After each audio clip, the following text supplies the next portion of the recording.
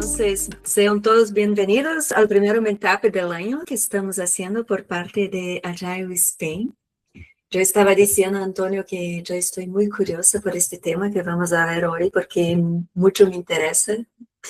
Pero bueno, antes de pasarnos para Antonio, solo para que, bueno, creo que todos vosotros conocen, pero solo para que hablemos un poco de Agile Spain. Es una asociación sin ánimo lucrativo, sí, que nuestro principal objetivo es promover las prácticas ágiles y también soportar comunidades locales para que puedan difundir las prácticas que son de agilidad, desarrollo ágil de software, empresarial, business agility, todas las cosas que podemos apoyar entonces en el momento que estamos viviendo de tanta adaptabilidad y cambios. Nosotros hemos decidido para ese año tener meetups casi que mensuales. Entonces, el primero es de hoy, que es de budget, pero con cariño, con Antonio.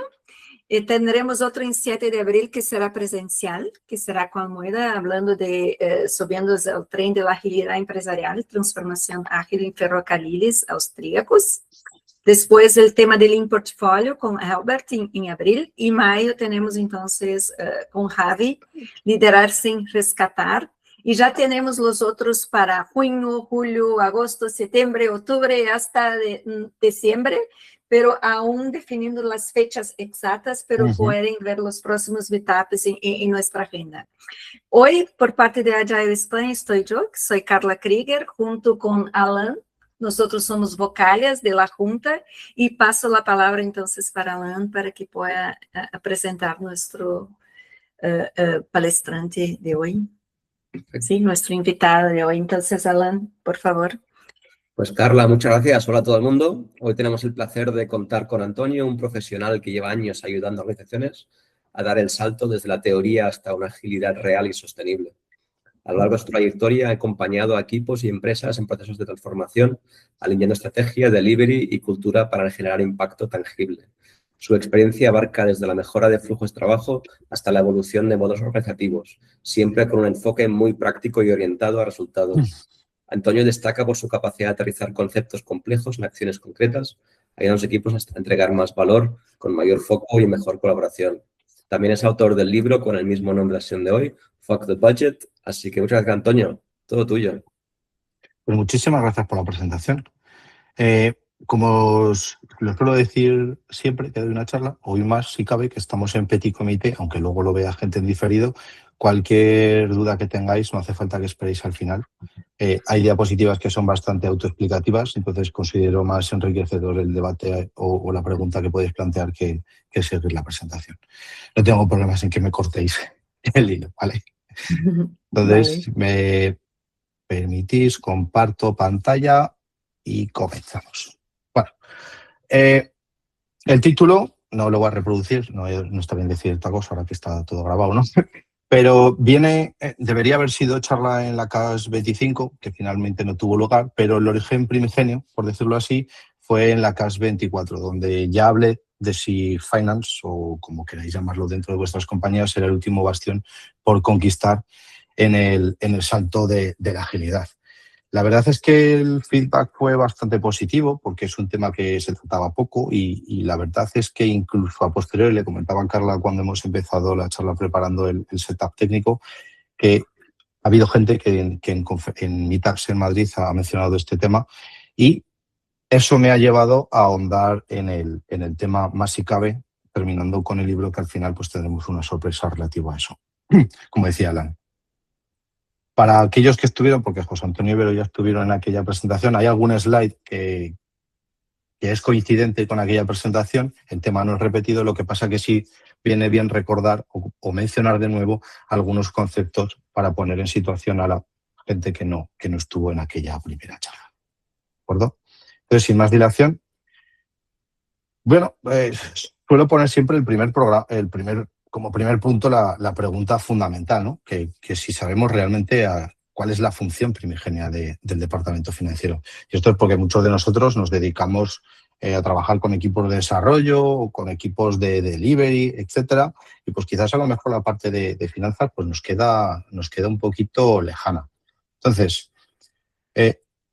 como principal función, la del departamento de finanzas no es otra que la de asegurarse que los recursos limitados de una organización se asignan de manera adecuada. Tan simple como eso.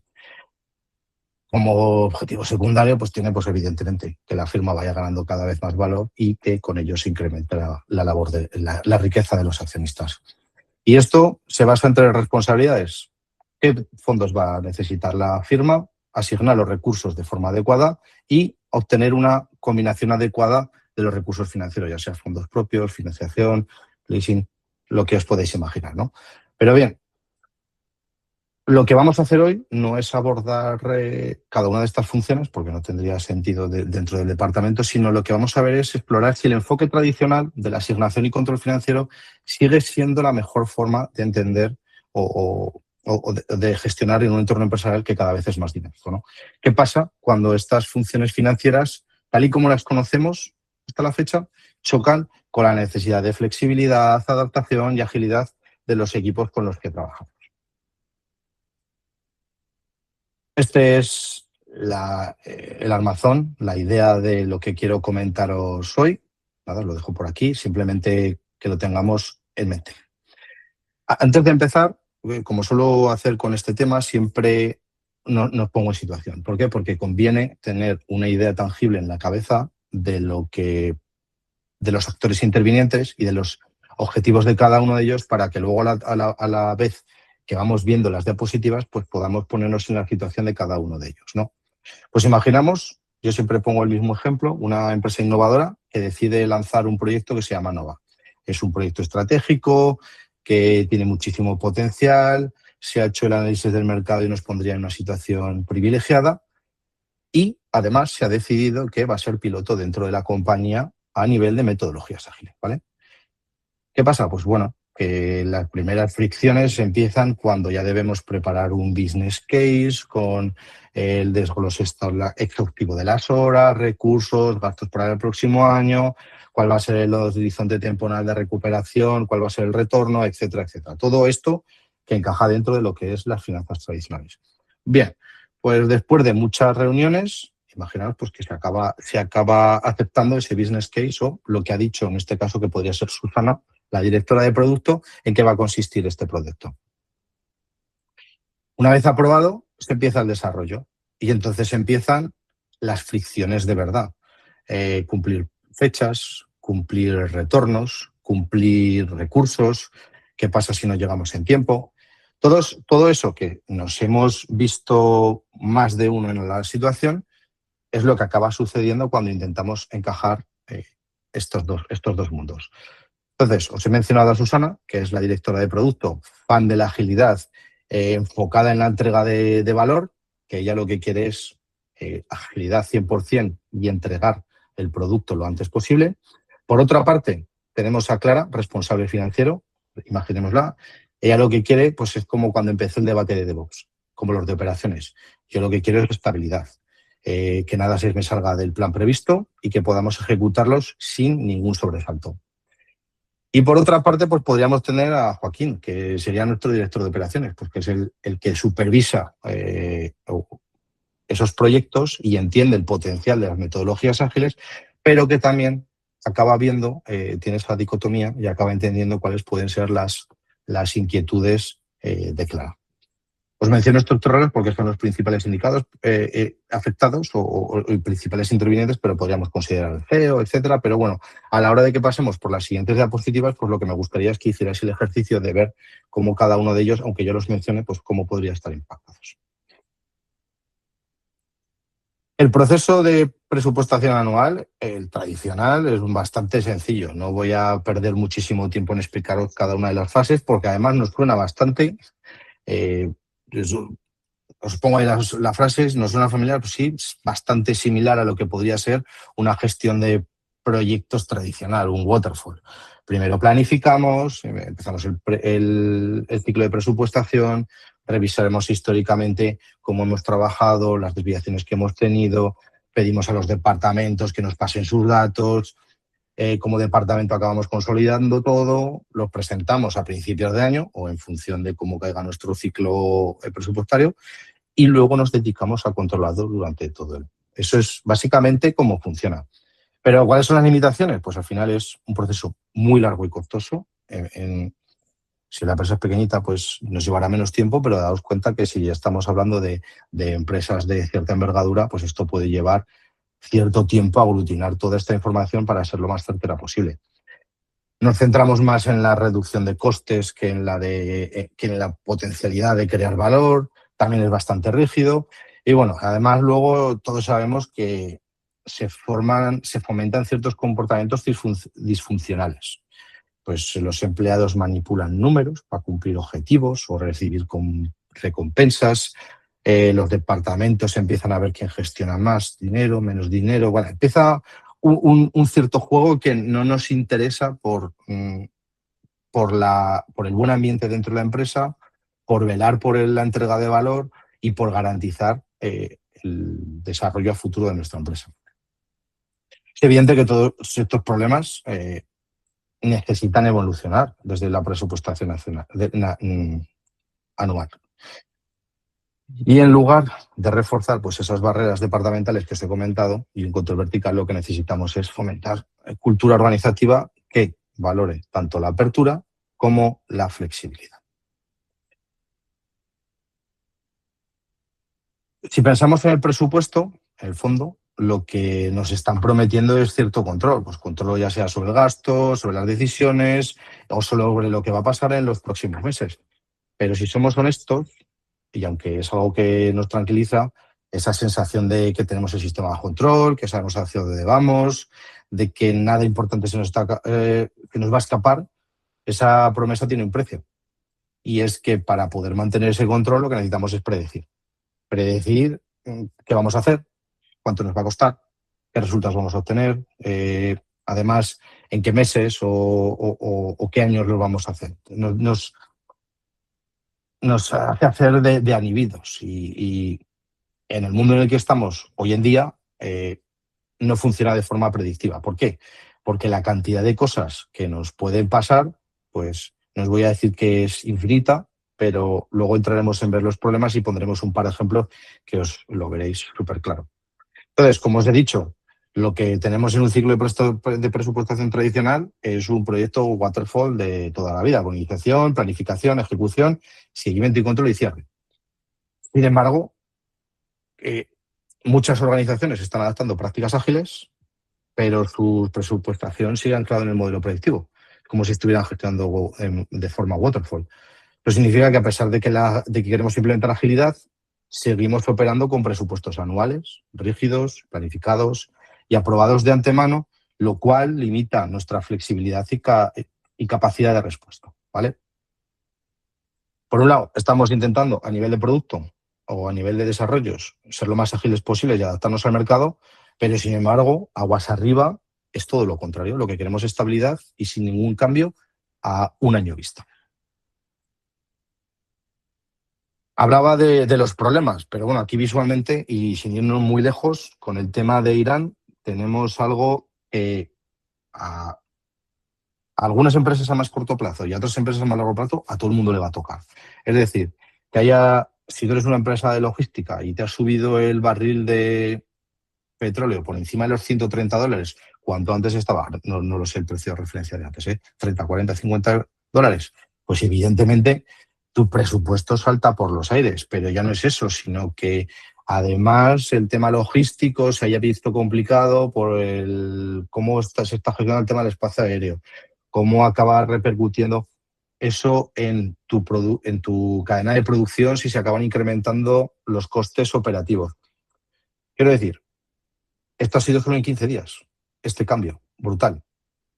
Eso no hay cuerpo que lo aguante para mantener ese plan que estamos en marzo, esto fue hace 2 semanas, primera semana de marzo, el plan tenía solo 2 meses. Lo que quiero decir con esto es que, fijaros lo que ha cambiado el panorama en tan apenas 2 meses, pues, y todo el tiempo que hemos invertido no vale. no vale, porque ahora lo que debemos hacer es reinventarnos y redefinir todo en base a las sensaciones que estamos teniendo y palpando del mercado. ¿Vale? ¿Y por qué seguimos haciendo esto? Pues es la gran pregunta que seguramente Susana, nuestra directora de producto, es la que tiene en la cabeza. ¿Por qué seguimos haciendo esta presupuestación si yo como Susana, estoy vigilando el mercado y veo que lo que necesito es adaptarme rápido o lanzar una feature lo más rápido posible cuando veo que el cliente es lo que me está demandando? Pues muy sencillo, desde las altas esferas lo que se busca sobre todo son mecanismos de control. En la gran mayoría de las empresas, entendiendo el control como la capacidad de influir en el comportamiento tanto de personas como en el curso de eventos. Pero vamos, lo que os he dicho, eso es una gran ilusión, porque podemos intentar influir con los números, condicionar o guiar, pero al final, tanto el devenir de los acontecimientos como la forma de actuar de las personas es impredecible. Especialmente en un mundo como el de hoy en día, donde pues, hemos visto el impacto de la IA, que se ha comido todo, y cómo hemos alcanzado por primera vez creo que es los 1.000 millones de usuarios de una forma cada vez es más rápido. Entonces, esa sensación de control es una ilusión porque al final no es real. Nos da para sentirnos más tranquilos, pero sin embargo, lo que estamos penalizando es la capacidad de adaptación de nuestra empresa. Lo suelo visualizar mucho con esta imagen. Seguro que habéis ido a algún hotel y seguro que no os voy a decir el 100% porque siempre hay alguna excepción, pero siempre nos encontramos las perchas de la derecha. ¿Por qué? Pues porque habría una tendencia donde descubrieron que las perchas se las llevaba la gente del hotel y decidieron cambiar una percha práctica de las de toda la vida por otras que no se pueden robar. ¿Qué hemos hecho? Pues por algún desaprensivo que acaba robando las perchas, hemos penalizado a todo el mundo. ¿Es esto efectivo? ¿O estamos impidiendo que la gente que trabaje de forma efectiva y con confianza se vea limitada con todos los aspectos que queremos controlar? ¿Vale? Siempre utilizo ejemplos, o yo por suerte o por desgracia, desde mis primeros comienzos en el mundo profesional he trabajado con gente emprendedora que ha montado sus propios negocios, emprendedores no tanto como la ola que hay ahora de gente que monta sus pequeños negocios tecnológicos, me refiero a emprendedores de los de toda la vida, con su fábrica de producción, etc. Y ellos siempre me dejaban frases que se me han ido grabando a lo largo del paso de los años. Que el presupuesto, en el mejor caso, va a ser innecesario. ¿Por qué? Porque sabemos lo que hay que hacer y tenemos el presupuesto que nos va a orientar, pero ya teníamos la idea de lo que queríamos hacer en el año. Pero que en el peor de los casos puede ser tremendamente dañino, es decir, que nos actúe como cadenas, que nunca se un laberinto a favor si no sabes a dónde vas. El presupuesto, lo que os he dicho, en el mejor de los casos es innecesario, pero bueno, está bien tener una guía para saber cuál es el camino a seguir. Luego podemos pivotar, pero tenemos camino para recorrer. Y esta última la utilizo siempre, es que la peor estimación que se puede tener es no tener ninguna. Es decir, por mal que estimemos, por muy cambiante que sea el mundo, siempre es necesario que tengamos una base.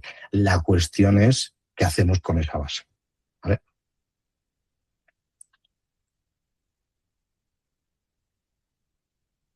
Bien, hasta ahora hemos hablado de algo que en mayor o menor medida todos conocemos. Todos sabemos cómo funcionan los presupuestos, sabemos qué nos aportan y también empezamos a intuir que nos están limitando. Pero aquí es donde se pone la conversación interesante.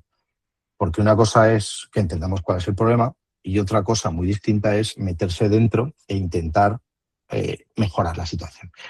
Y cuando hablamos de transformación ágil, pues hay una realidad incómoda en este sentido. Pues que podemos cambiar equipos, podemos cambiar procesos, herramientas, pero si al final no cambias cómo se toman las decisiones financieras, en el fondo no has cambiado nada. Sí que podemos conseguir ciertas ventajas, entenderme, ponerme las cosas en cuarentena. Lo que quiero decir es que va a llegar un momento en el que la agilidad se va a ver condicionada o vamos a empezar a pegarnos con un muro de cristal. ¿Vale? Entonces es en ese momento en el que hay que decidir como compañía, dar un salto adicional y decir, bueno, hasta aquí hemos llegado con la agilidad pura, hemos conseguido mucha agilidad a nivel de equipo, de delivery, de entrega de valor, pero nos vamos condicionados porque ya han alcanzado los equipos un nivel de madurez y necesitaríamos pasar al siguiente.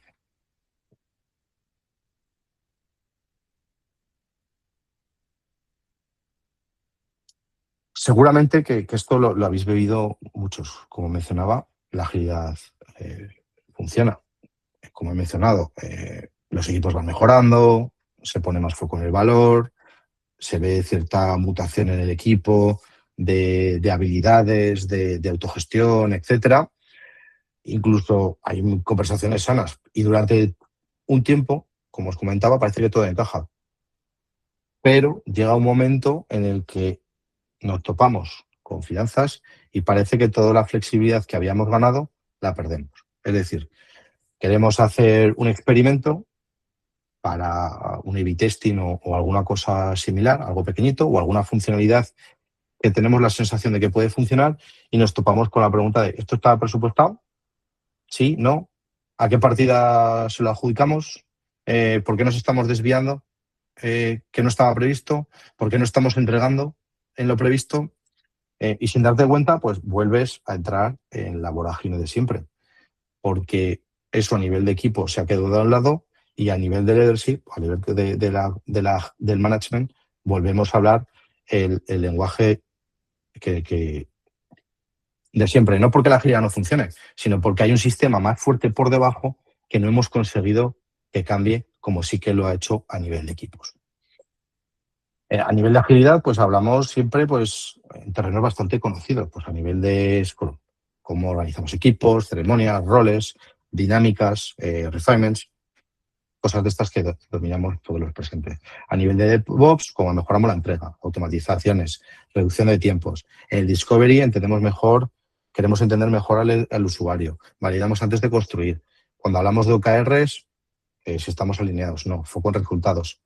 Y todo eso está bien, es completamente necesario. Pero hay algo curioso, que todo esto está ocurriendo dentro de un marco que rara vez hemos cuestionado. Damos por hecho que como se asigna el dinero y cómo se toman las decisiones de inversión, es la base sobre lo que vamos a construir todo lo demás. ¿Vale? Y en algún momento el tono de la conversación empieza a cambiar. Ya no hablamos solo de equipos ni de procesos, empezamos a mencionar otras palabras. Presupuestos, asignaciones, recursos, y de repente pues todo lo que nos parecía muy claro al nivel que nos encontrábamos ya no lo es tanto. Ya no lo es tanto y llegamos a un punto clave, desde mi opinión, que es la gestión de los equipos. Porque ahora, cuando llegamos a ese nivel de madurez y estamos empezando a ir por el camino correcto, ¿hasta dónde llega la autonomía del equipo? Si el dinero ya está decidido de antemano, lo que os he comentado antes, queremos hacer un experimento.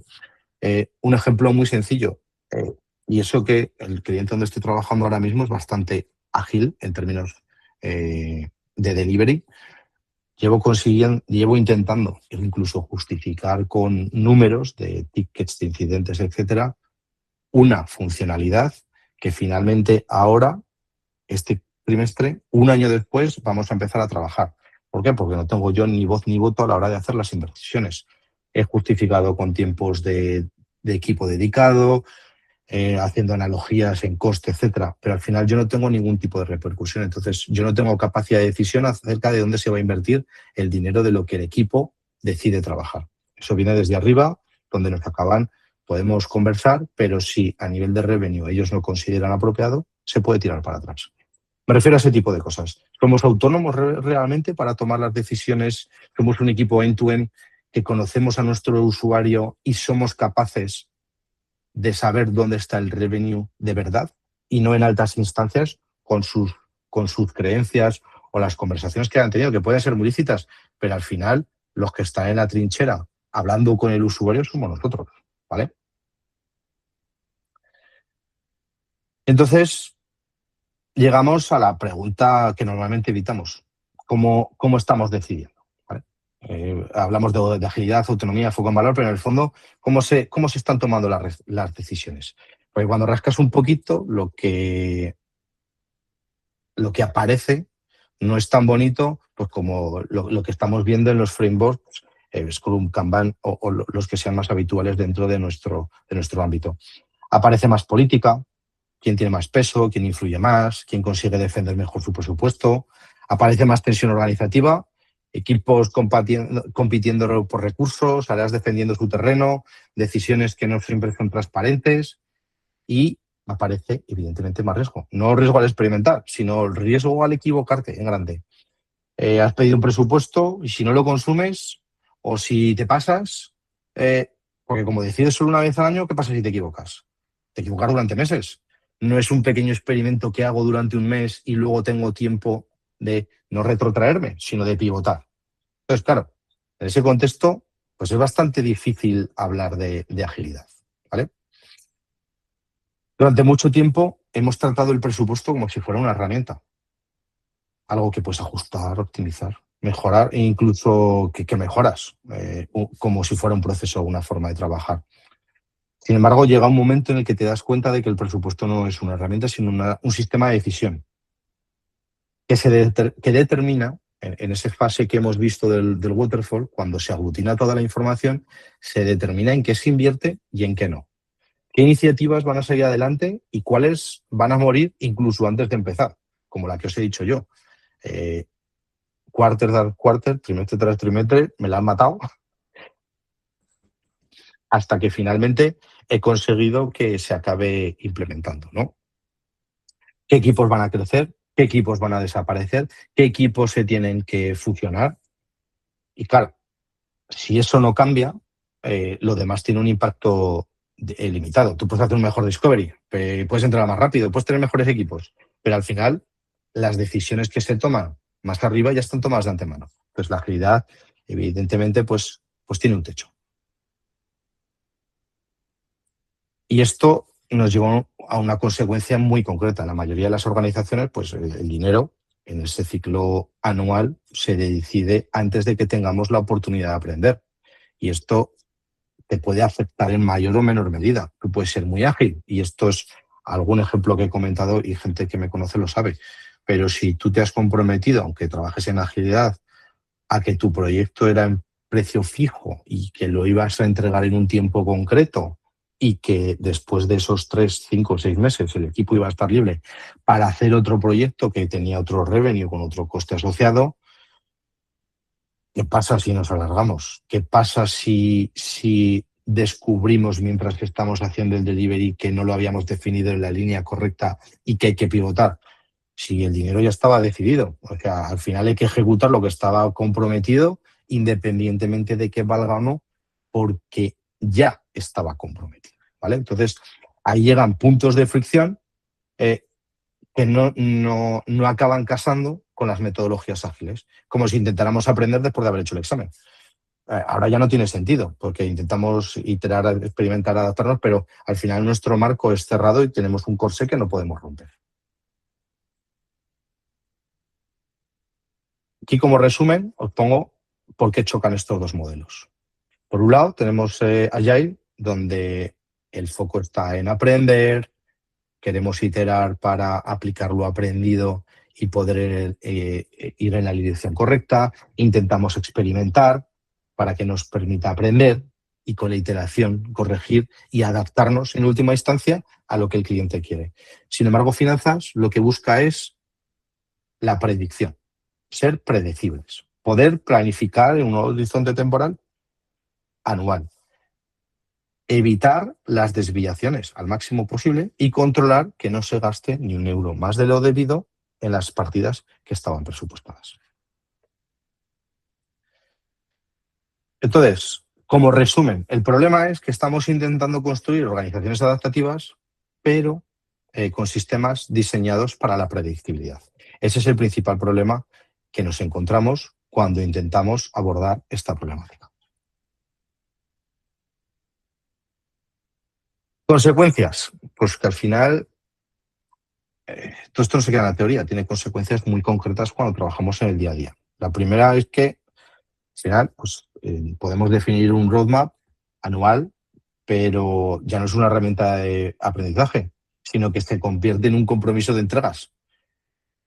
No sé cómo haréis vosotros en vuestros proyectos. Tenemos un roadmap anual, pero el Q4 está súper borroso. Tenemos ideas que hemos tirado ahí. El Q3 está un poco más definido y digamos que el Q1 y Q2, en el horizonte temporal futuro, son los que tenemos más definidos. Pero si tú estás en un modelo de estos, tú tienes que meter todas las funcionalidades que quieres en el año. Y se convierte no en una lista de potenciales entregas, sino en una lista de épicas o features, o como lo quieras llamar, que tienes que entregar. Entonces, la capacidad de adaptación se vuelve muy limitada. Incluso el discurso que tenemos en Agile de pivotar, reaccionar, de aprender sobre la marcha, todo eso acaba quedando en papel mojado, porque al final, en un entorno así de presupuestación tradicional, ¿cuántas veces puedes cambiar la inversión? En el mes 2, el mes 8, el mes 11, si ya está decidido de antemano. Si nadie, en el momento que digas no queremos entregar esto o hemos decidido pivotar, habrá que hacer una argumentación que nos va a conllevar más el hecho de justificar los datos que lo que podamos obtener de esa funcionalidad extra.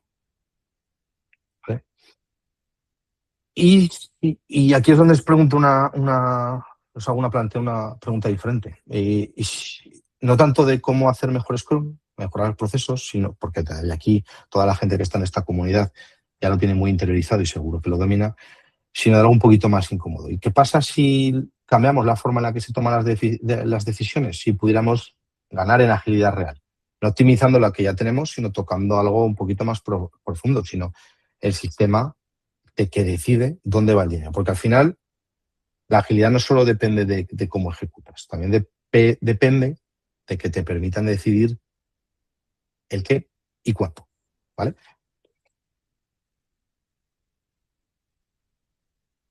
Para representar el cambio de paradigma de la presupuestación tradicional a lo que os vengo a proponer o de las ideas que venimos a comentar, siempre hago la misma comparativa, que no es otra que un semáforo y una rotonda, que es bastante fácil de asimilar.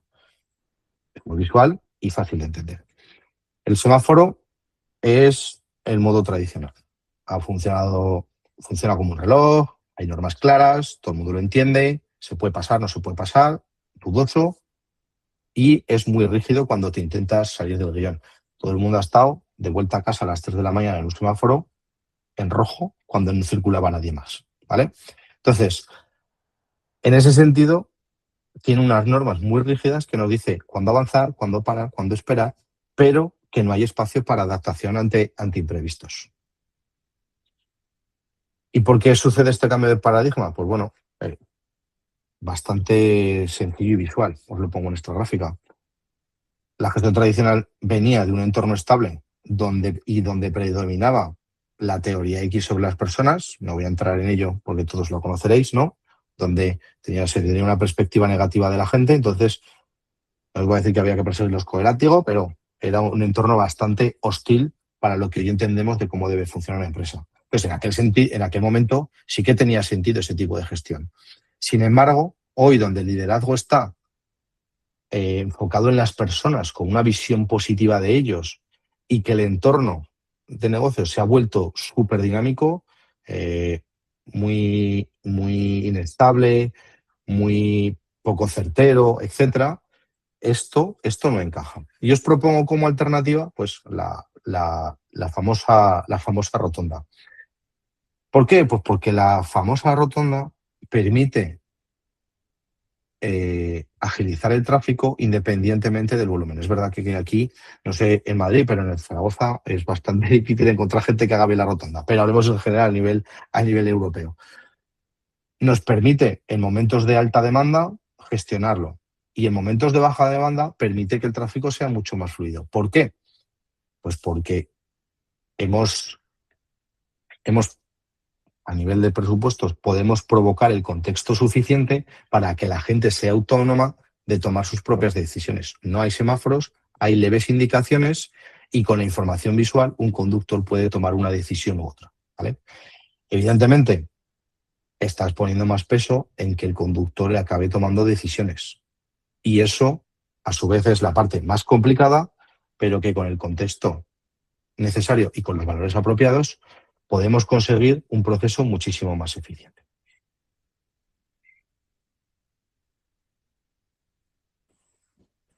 Pero ¿qué pasa? Que al final, si luego lo veremos con preguntas concretas o con ejemplos concretos, si hacemos ese pivotaje, la gente está incómoda porque entiende que ya no está en el rol que él tenía definido y se acaba encontrando un poco incómodo. Yo siempre utilizo esta frase, que es necesario estar incómodo durante un tiempo para que al final acabemos estando cómodos en la incomodidad. El modo de gestión, a mi forma de ver, debería cambiar y es verdad que pide mucha más proactividad por parte de la gente de management. Pero hay gente que intenta ir por metodologías ágiles, pero manteniendo figuras o roles con un modo de gestión comunicativa o gerencial, como lo queréis llamar, del mismo modo que antes. Entonces, debemos hacer evolucionar esa figura también y, por lo tanto, pues, en cuanto a gestión financiera, pues pasa un poquito lo mismo. Y aquí entramos en lo que, en el siguiente bloque, que es lo que yo he denominado el Decision Operating Model, ¿vale? Hasta ahora hemos hablado de problemas y de la necesidad de cambiar el sistema, pero lo que quiero compartir ahora es cómo hacerlo. Esto no es un framework, no es otro proceso, no es más burocracia. Sin embargo, que es una forma distinta y muy sencillita de entender cómo se toman decisiones en una organización, ¿vale? Le he atribuido este nombre porque me parecía bastante representativo. Al final tenemos modelos operativos que entregan software, pero que necesitamos un modelo operativo para poder decidir.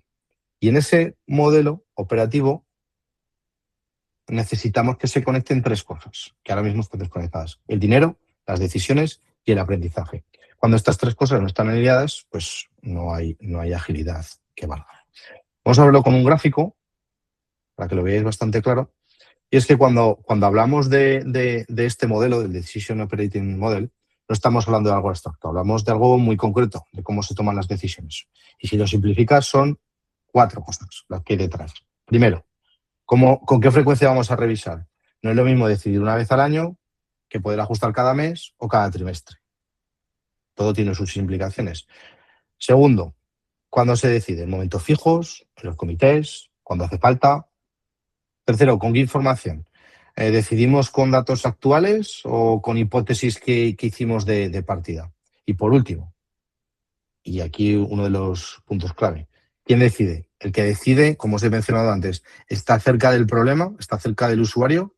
¿O está a 3 niveles de distancia y lo único que ve son piezas del puzzle y está jugando con él? Porque esto es importante, porque si estas 4 cosas no están bien diseñadas, luego podremos conseguir beneficios a través de Scrum, OKRs o de Ops, pero las decisiones van a seguir llegando tarde. En este caso, lo que os he dicho, yo estimé, por ejemplo, que en el caso de la herramienta que os he dicho, estábamos perdiendo cada trimestre un sprint del equipo de desarrollo, solo manteniendo todos los issues que nos estaban pasando. Fijaos el coste, además la analogía era bastante sencilla, pero al final el equipo no era autónomo en tomar esas decisiones.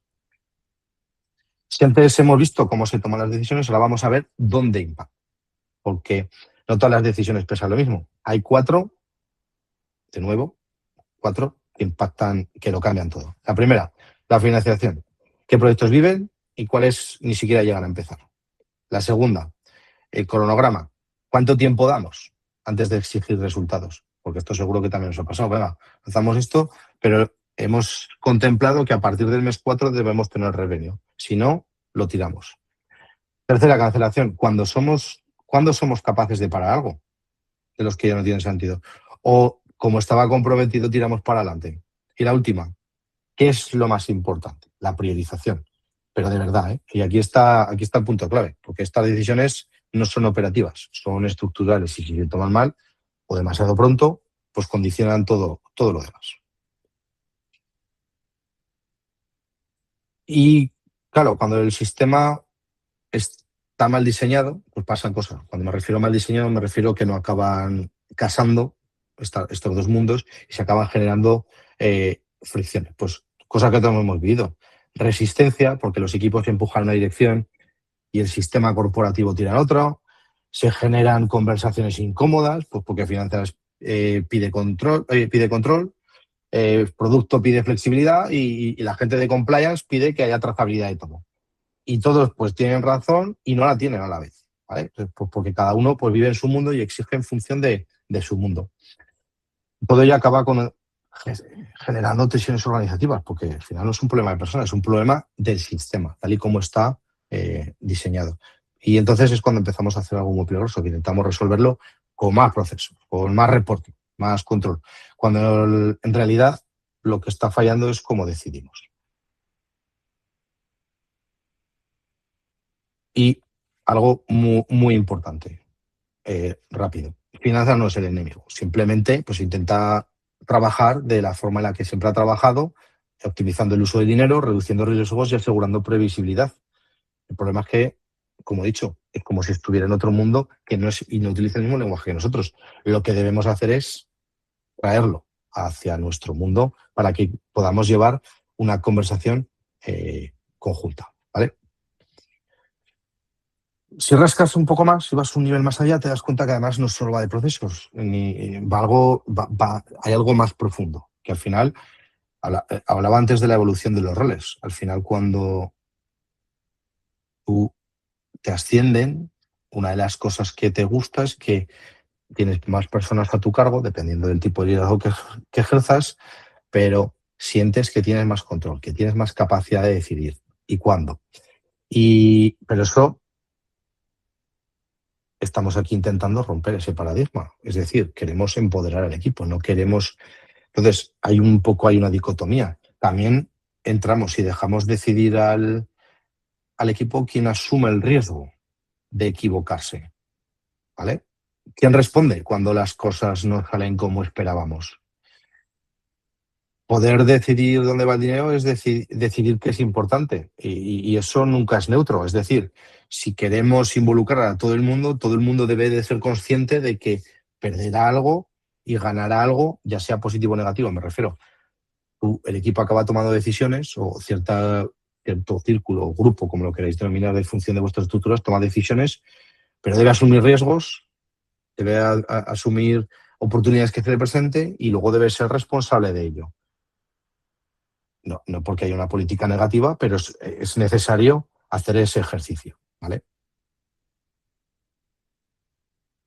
Y llegados a este punto, hemos visto el problema, hemos visto dónde chocan los modelos, cómo se generan tensiones, cómo las decisiones condicionan todo lo demás, pero ahora viene una parte clave, que es entender el problema.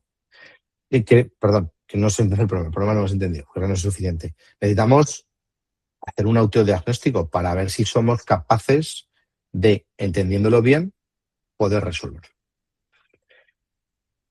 Y lo primero, lo más importante es hacer visible. Pues como hacemos con Kanban, o que el primer paso es hacer visible el flujo de trabajo actual, pues lo principal es, el primer punto, hacer visible cómo se está trabajando ahora.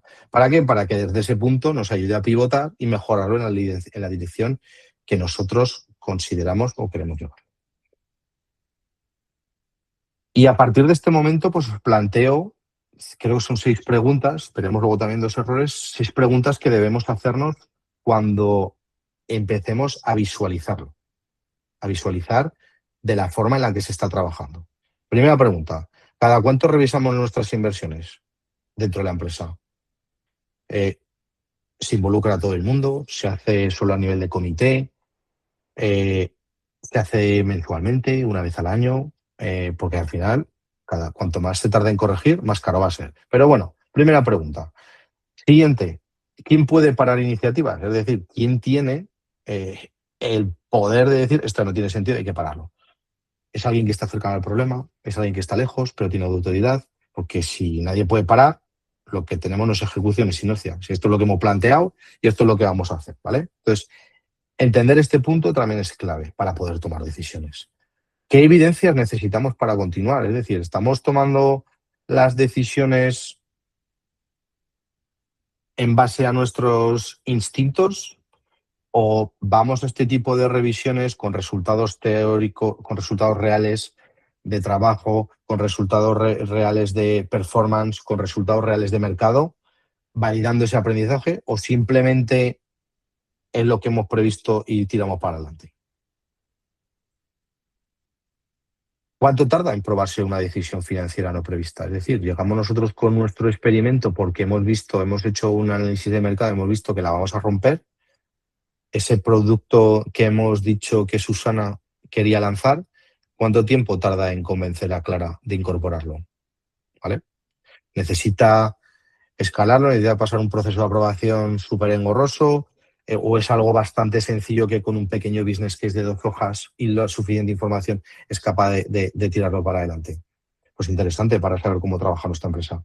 ¿Quién puede mover presupuesto realmente? ¿Es Clara, la directora financiera?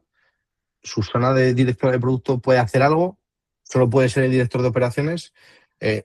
Al final necesitamos entender cómo funciona esto para poder luego aplicar las medidas oportunas. Si no, estaremos dando palos de ciego y sin ver el esquema actual no podremos tender las soluciones más apropiadas, ¿vale? Y la última, cuando se revisa el plan por última vez, es decir, lo planteo en enero y no lo revisamos hasta diciembre, o hay revisiones todos los meses, o hay revisión todos los meses a nivel de comité y a nivel de equipos cada 3 meses, no lo sé, lo que sea. Esto es para completar el autodiagnóstico. 6 preguntas muy breves. Ya os comparto 2 errores. 1, hay que involucrar a la gente de finanzas, del departamento financiero, como parte del equipo. Al final, cuando lleguemos a un nivel de madurez lo suficientemente interesante, todos deberemos ser capaces de tomar decisiones. No es algo que le pasamos la pelota a finanzas y ellos se encargarán. Debemos definir un sistema que sea apropiado para todos. Y segundo, que esto no es que sea de perogrullo, pero esto ya lo sabéis con el modelo Spotify y todas estas cosas que hemos visto a lo largo del tiempo, que Spotify ni siquiera utiliza su propio modelo. Al final, cada organización es única y copiar el framework que le ha funcionado a otra empresa, pues puede no funcionar, pues porque al final, dentro de cada empresa, pues hay sus propias dinámicas, sus propias tensiones, sus propias reglas, muchas veces de ya no escritas. Entonces, pues es necesario entender cómo funciona nuestra empresa para que luego podamos tomar las medidas más apropiadas, ¿vale? Y aquí entramos en el último bloque, que lo que me gustaría comentaros es brevemente una hoja de ruta con acciones para 30, 60, 90 días. Muy sencillito para poder empezar. Dependiendo de vuestro sitio dentro de la organización, pues habrá cosas que sean más sencillas y otras cosas que sean más complicadas. Pero al final son acciones que con el sponsor adecuado podéis tirar para adelante. No se trata de cambiar todo el sistema, sino solo de cómo se empieza a decidir. Entonces, sencillo. 30 días lo que queremos es aumentar la visibilidad. A los 60 días queremos conseguir autonomía de los equipos con límites. Y a los 90, un sistema estable. Evidentemente, en función de lo grande que sea vuestra compañía, este horizonte temporal puede ser más o menos desafiante, ¿vale? Pero bueno, para una empresa de tamaño medio con los sponsors adecuados, pues puede ser algo fácilmente cumplible. Primeros 30 días. Lo primero y principal, y esto lo veréis por ahí en más literatura, empezando por Beyond Budgeting, y es que es necesario separar en el presupuesto objetivos, previsión y asignación de recursos, porque ahora mismo se hace todo en el mismo documento. Entonces, mezclamos conceptos que son diferentes o cosas que queremos mostrar como diferentes y las aglutinamos en uno. Es decir, una cosa es lo que yo sé objetivamente que podemos hacer y otra cosa es el forecast, que es la previsión que me gustaría hacer. Lo separamos y podemos conjugar con esas cifras. Si no, una cosa se acaba convirtiendo en la otra. Y con eso, pues, hacemos la asignación de recursos. Crear una cadencia mínima de revisión, definir unos pocos KPIs, pero buenos, para que nos ayude a tomar decisiones. Y aquí os lo aterrizo un poquito más. definir qué decisiones que pueden tomar los equipos sin escalarlas, permitir mover pequeños presupuestos sin aprobación central, siempre hay que hacer algún experimento, hacer visible el que se está gastando el dinero realmente, establecer una cadencia mensual, aunque sea pues, básica, pero bueno, ya vamos dando pasos en la dirección correcta. Introducir el concepto de puertas de decisión, lo que he dicho, ¿quién decide cuando esto se para? Seguimos, paramos, pivotamos, pues introducir ese pequeño concepto y que ya con las iniciativas en marcha seamos capaces de implementarlo, pues es un paso adelante. A los 60 días, un paso más allá. Definimos márgenes de decisión, permitimos ajustes sin necesidad de escalar todo al comité de dirección, transparentamos datos y ahora aterrizamos un poco, pues definimos criterios claros para continuar o para iniciativas, establecemos límites de decisiones concretos para rol o equipos, creamos un flujo simple de aprobación para inversiones no previstas, pues es decir, si se pasa de X cantidad, debemos hacer estos 2 o 3 pasitos. Algo que no sea muy burocrático, pero sí que establezca los pasos que se debe de seguir para darle cierta autonomía al equipo, pero cierto control a el departamento financiero o el nivel que sea. Introducir revisiones basadas en evidencias, es decir, que haya gente que monitoree el tema de los datos que nosotros consideremos prioritarios. Por ejemplo, imaginaros que suele pasar mucho que en la construcción empiezas a construir y la primera subida de presupuesto que te hace la constructora es por la subida del acero. Eso pasa siempre. Pues podría ser una medida que al final acabes acumulando acero para la obra que vas a ejecutar, para no verte sujeto a ese tipo de incremento. Para el tema de pues hacer esa compra, como os mencionaba, dentro de este flujo de aprobación, pues no, voy a acumular antes el acero que puedo necesitar para la cimentación y así me evito esa potencial subida. Pues bueno, pues podría ser una pequeñita acción que se podría hacer aprobada por instancias superiores. Y el último punto, documentar las decisiones claves. Hemos dicho siempre en agilidad que no hacía falta documentar mucho, que es totalmente equivocado con no documentar. Entonces, hay que sustentar y hay que proveer de datos las decisiones que estamos tomando. ¿Para qué? Para que sirva como aprendizaje a futuro. No hace falta hacer un informe de 200 hojas, pero bueno, por lo menos que saber por qué hemos tomado la decisión y sobre todo y más importante, cuál ha sido el resultado de la decisión. El otro día publicaba yo en LinkedIn sobre los segundos y terceros efectos de las decisiones que tomamos. Al final nos quedamos siempre con el primer impacto y no vamos un pasito más allá. Y por último, el máximo nivel de madurez, ya a los 90 días, donde tenemos flujos claros de decisión, checklist de mínimos y trazabilidad de las decisiones, para que todo el mundo sea claro de que esta partida se ha movido aquí y va en detrimento de que el siguiente proyecto, la siguiente iniciativa se retrase 6 meses, ¿vale? Aquí ya entramos en revisiones periódicas de inversión basadas con resultados reales, capacidad de parar iniciativas, aunque se invierten mucho dinero sin dramas, presupuesto que se trate como un flujo continuo, no como un plan cerrado, decisiones que estén distribuidas entre todo el mundo que participe en la conversación, pero que haya una accountability claro, es decir, que quién es el responsable de la decisión, porque si no hay un responsable, al final luego todo se acaba diluyendo y las cosas no acaban funcionando. Y principal, transparencia.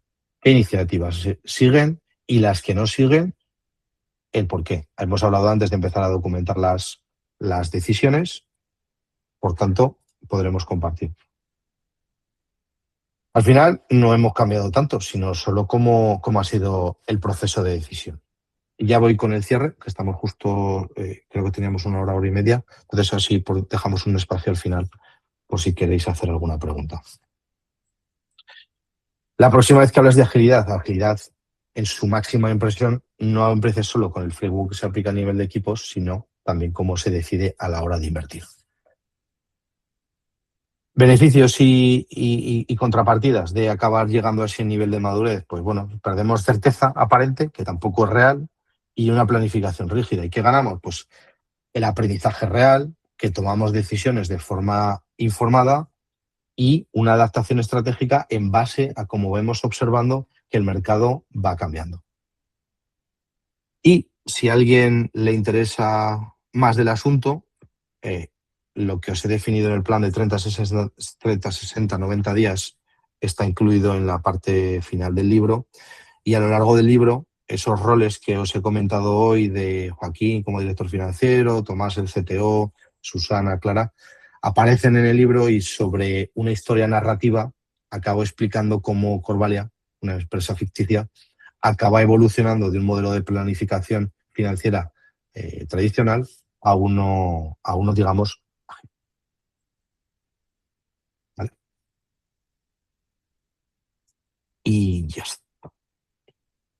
Muchas gracias. Muchas gracias a ti, Antonio. Como he dicho, para mí es un tema que me encanta y tendría muchas cosas para preguntarle, pero podemos hacerlo en otro momento. Pero ¿hay preguntas? ¿Alguien gustaría de hacer alguna pregunta o comentario?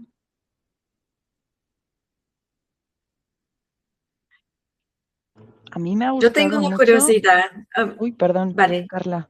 No, Hola, si Antonio. quieres, yo solo tengo... Buenas. Sí, adelante, Irache. Perdón, es que se me está desactivando el micro, entonces cuando empiezo a hablar me desactiva. Digo, creo que está troleándome el sistema. Me ha encantado el ejemplo del semáforo y la rotonda. Yo que soy muy visual, que me conocéis, si no todos los que estáis aquí, muchos de vosotros, para mí eso es un ejemplo que puede ser tan pequeño, pero a la vez abrir muchas mentes. Del ejemplo tan sencillo que te permite, pues eso, esa capacidad de decisión, ¿dónde está, no? ¿Dónde puede estar, puede llegar a estar? Ya solo por eso ha merecido la pena conectarme, Antonio. Pues muchas gracias. Al final es todo cuestión de contexto. Si tú, para tener gente, digamos, aguas abajo o aguas arriba, y que tengan capacidad de decisión, si tú eres capaz de darles y proveerles del contexto adecuado, ellos van a ser mucho más autónomos a la hora de tomar decisiones. En el libro de Reed Hastings, el de Netflix, no sé si habéis tenido oportunidad de leerlo, hace mención, habla de un caso de que cuando fueron a lanzar, creo que era un capítulo de House of Cards, que era la primera vez que se lanzaba en 4K o algo así por el estilo, la televisión donde venían a ver los productores se la acaba rompiendo, o alguien la tira porque estaba en la caja y la de la limpieza la tira, y el becario se va a la tienda y la acaba comprando en un Sears de estos en Estados Unidos y se acaba gastando $4.000.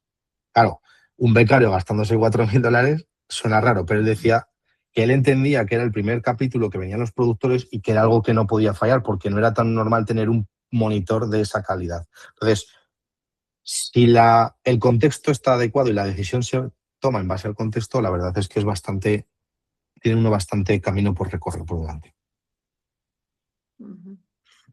Bueno, yo tengo una pregunta que para mí es una curiosidad, que es uno de los retos que encuentro cuando hablamos de cambiar la manera de hacer los presupuestos. Y voy a hablar ahora no tanto del lado del financiero, pero el lado de la agilidad.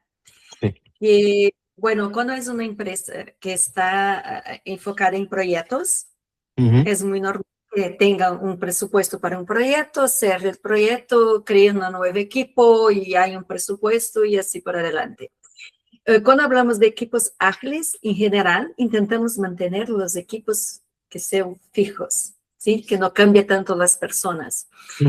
Pero si cambiamos las iniciativas, algunas veces, por la naturaleza de la nueva iniciativa, deberíamos hacer cambios en esos equipos y encontrar el reto de los equipos de agilidad diciendo, bueno, los equipos deberían permanecer como más fijas y así por adelante. Si has visto eso, cómo ha manejado eso, porque es el lado de la agilidad ahora, no tanto de Al la final, parte Carla, hay muchísima casuística. No es lo mismo a nivel de budget o intentar ser más ágiles para una empresa que se dedica a un proceso productivo que a una empresa de producto digital como la que os he comentado, en la que yo trabajo ahora, pero que es interno, que ser una consultora que te dedicas a hacer un servicio a terceros.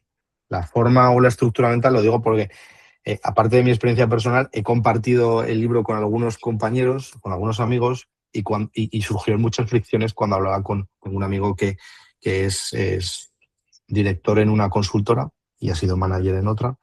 Entonces, no, Antonio, pero claro, es que para nosotros esto es súper sencillo. Nosotros lo hacemos en 15 días o en un mes. Ya, claro, pero es que vosotros hacéis el presupuesto al revés. Vosotros lo que hacéis es, ¿qué margen necesito sacar el año que viene?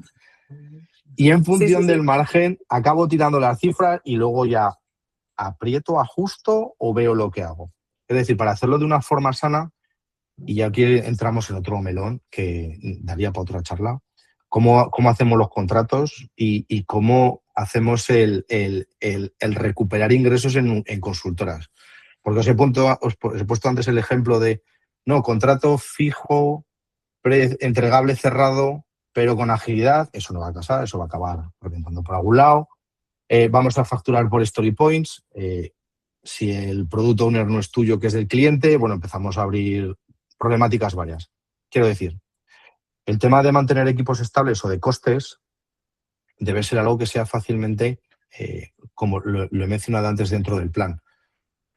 Cambios puede haber y cosas acaban pasando siempre. Pues alguien que acaba cogiendo la baja porque no se encuentra bien,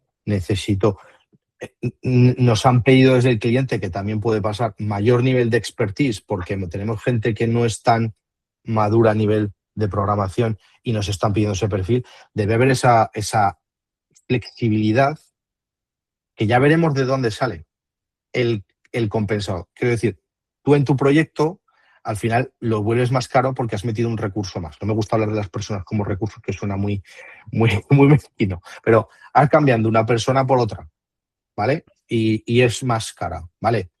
Pero no te voy a penalizar a ti porque es lo que pedía el proyecto. Yo como a nivel de empresa necesito entender que tu decisión es la correcta. Ya repercutiré o me acabaré trayendo ese budget que tú necesitas de otra iniciativa en la que a lo mejor no me piden tanto nivel de expertise y puedo acabar modificando. No sé si he respondido a tu pregunta, Carlos.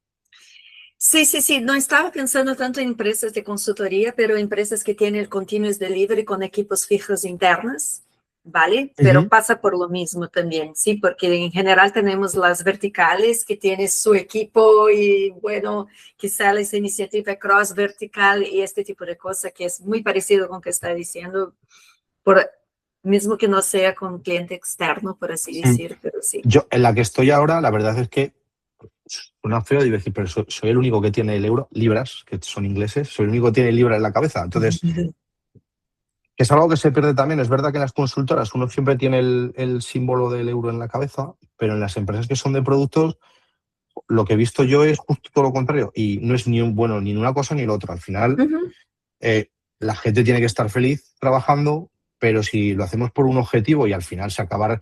Oye, yo desde que he entrado en el proyecto en el que estoy ahora, siempre comparto los números. Mira, soy contractor, me debería dar igual decir cuáles son los números porque además no tengo ni acceso a las herramientas. Pero me encargo de conseguirlas para que el equipo sepa qué impacto tiene cada una de las iniciativas que está haciendo, cuál es el revenue que nos habían pedido a nivel de canal y ver cómo se traduce eso en money, porque al final, joder, tú necesitas ver que tu trabajo se flexibiliza de alguna manera. Ahora estoy a nivel de producto intentando, que no sé si lo va a conseguir, que cada iniciativa tenga sus hipótesis de partida, pero más importante, que validemos cuando entregamos una épica o una feature si lo que hemos dicho se ha cumplido o no. Porque la entregamos y a correr. No, hombre, no. Habíamos dicho que íbamos a ganar una eficiencia del 30%, lo hemos validado, tenemos números, hemos hablado con el cliente, porque al final nosotros somos una macroempresa, el producto, la herramienta, la plataforma es para la gente de la propia empresa. Entonces, quizás a lo mejor no hay tan buen trato por el cliente final como si fuera un B2C, ¿vale? Pero estoy intentando dar ese salto para que la gente sea capaz de evaluarlo, porque al final todo tiene que cuantificarse. Y además luego, a nivel emocional, o igual soy yo el mercantilista, pero al final uno siempre viene bien, siempre te gusta ver cómo se tangibiliza tu trabajo. Ver que pues los equipos acaban... este año, cuando cerramos el año financiero y hemos visto que nuestro canal ha hecho un 91% más de revenue, pues Ese es el primer dato que yo comparto con el equipo de desarrollo. Voy a tener que estar satisfechos. Todas las iniciativas que habéis llevado ha hecho que casi hemos doblado lo del año anterior. Ha habido mucho trabajo, mucho politiqueo para intentar conseguir que la gente utilice la plataforma, pero es lo importante. Y eso a nivel de budget, como tú estás diciendo, pues tiene su impacto directo. Si yo acabo viendo cuánto genero, puedo acabar gestionando las iniciativas en función del retorno. Si yo prometo que voy a hacer un delivery de una, porque es cuantificable, y cuánto nos va a suponer en el revenue que viene por la plataforma, puedo justificar o puedo jugar, y si alguien necesita un recurso de mi equipo, lo puedo asignar y me llevo parte del budget para ellos. Pero eso, igual que lo que habréis visto en la agilidad, conlleva que el departamento de finanzas tenga que trabajar de otra forma, que esté mucho más involucrado en las conversaciones, no con los equipos de desarrollo, pero a lo mejor con los product managers, para que vean cómo se gestiona todo esto. Si estamos hablando de desarrollo, si estamos hablando de otro tipo de empresa, meteríamos a más gente en la pomada. Pero la agilidad, para mí, es algo fantástico, pero conlleva que cada uno acabe dando un salto adicional en los roles, de los roles tradicionales, para intentar cumplir las expectativas dentro de lo que sería el nuevo organigrama de la empresa. Es mi perspectiva. Igual que a nivel de management. Tienes un engineering manager, no puedes monopolizar la daily preguntando cosas que son tuyas de gestionar aparte. Eso aparte. La daily es para los desarrolladores, con sus cositas. Tú quieres preguntar formaciones, eso aparte. ¿Que te conlleva más tiempo porque tienes que ir una hora? Pues es que es el día a día. Es un ejemplo que no viene al caso, ¿no? Pero esa reunión está para lo que está, no está para ti. Entonces, conlleva un exceso extra tuyo de gestión. Pero es que yo lo veo así. Bueno, gracias. Creo que no hay más espacio para preguntas. No sé, Irache, si quieres hacer el cierre aquí con nosotros, ya que está aquí, porfa. Soy una más, yo soy una más. Vosotros dos, Alan y Carla, sois las imágenes, o sea, la cara de Agile Spain. Yo soy una más. Solo para saber si quería. Bueno, gracias a todos. Entonces, vamos a disponibilizar la grabación después en nuestros canales. Y muchas gracias, Antonio. A vosotros por la oportunidad. Gracias a todos. Feliz tarde. Venga, chao, Hasta luego. gracias. Adiós. Entonces...